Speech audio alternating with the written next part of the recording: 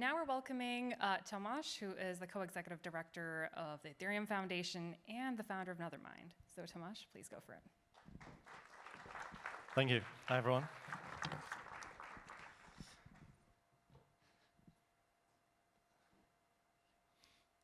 Just waiting for the slides. Maybe I have to press the button. No. It's coming. One more deep breath.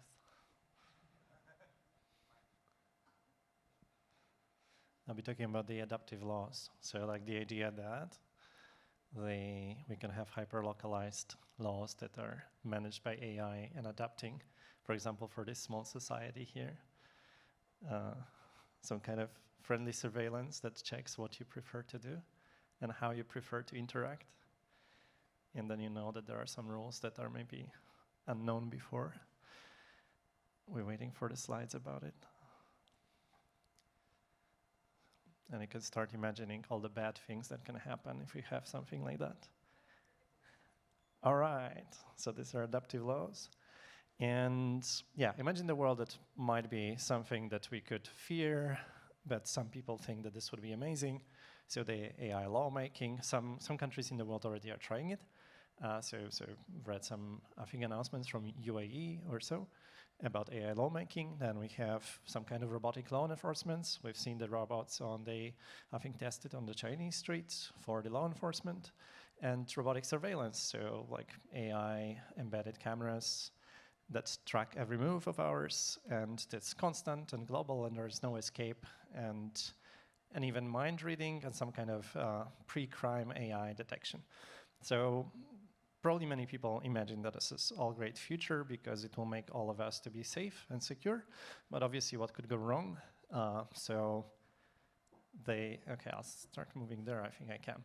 So it might be embedding preferences of those in power, it might be dictatorship, it might be democracy. In both cases, it might go very, very wrong.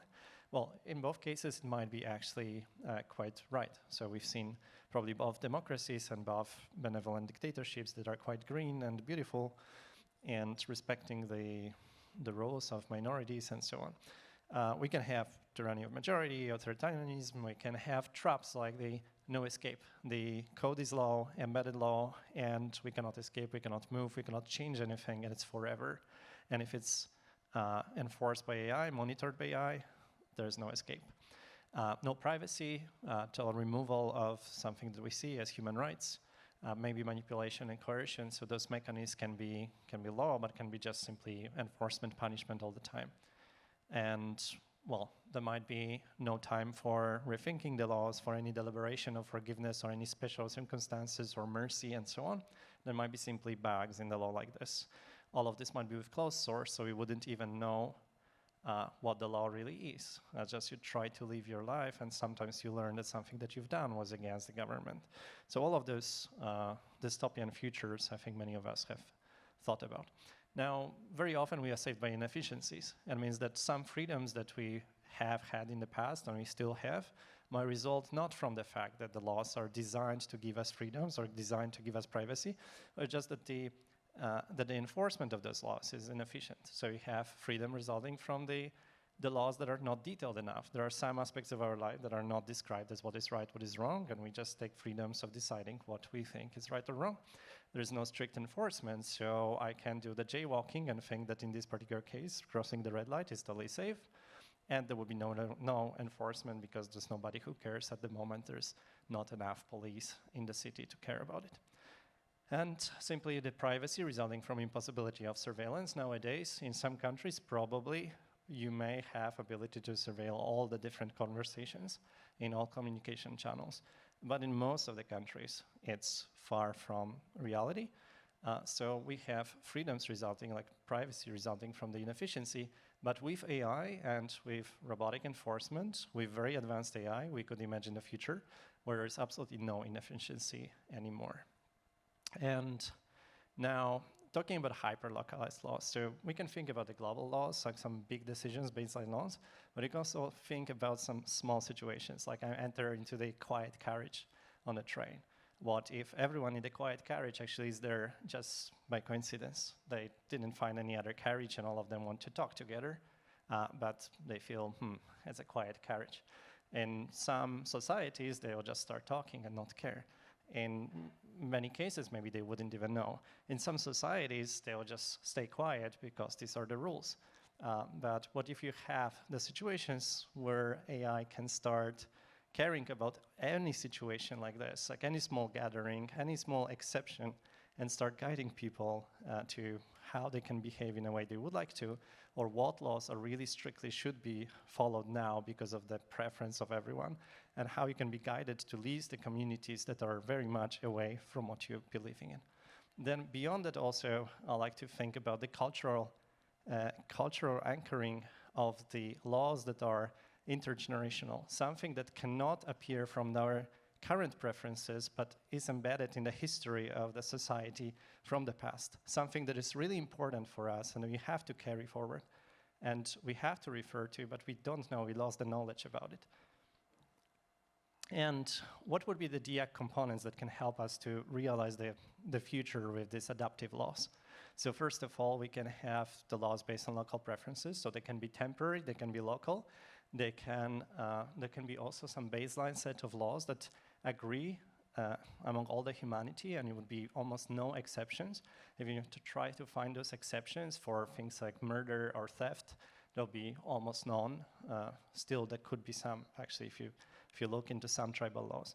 And then you would have this navigational aid, maybe like some privacy-preserving local AI, your own AI that tells you this is what you can do here. This is something that is risky, but not risky in the sense that you'll be violently punished or put in jail, but something that tells you, you know, here you either avoid it or maybe you move to another community or maybe come here another time.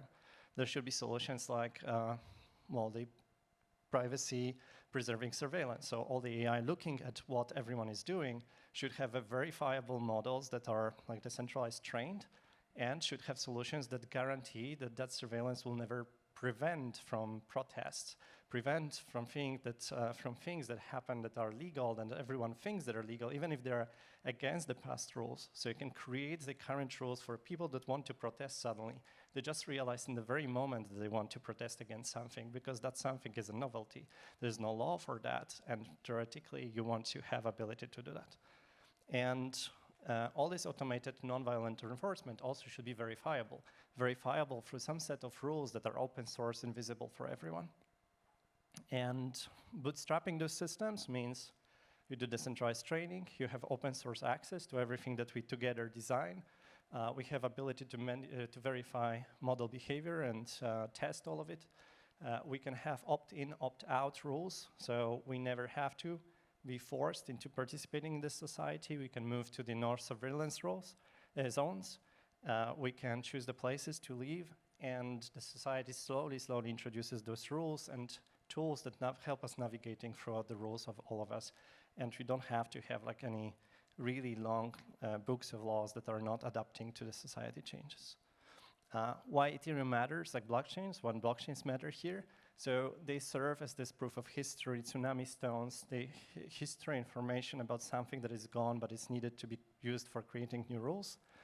It's a trustless root of trust, so we can refer to that for confirming what is agreed on reality and how to verify things that happen. It provides the cryptography mechanism for integrity verification, provides open source information about all the different aspects of such laws, and allows for censorship resistance for everyone to participate into change by providing its own AI data and participate with their own preferences.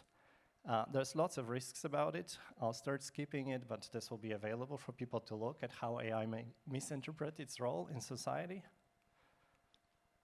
And I think in the future, AI will be extremely nuanced and able to create better and better analysis of how to adapt to our preferences and how to avoid its own mistakes of nowadays. So when we look at nowadays AI, we might be worried about it making huge mistakes, but also the AI of the future will be extremely hard to understand of how nuanced it will be about thinking about our well-being. All right, thank you so much. These are the details of how to get in touch.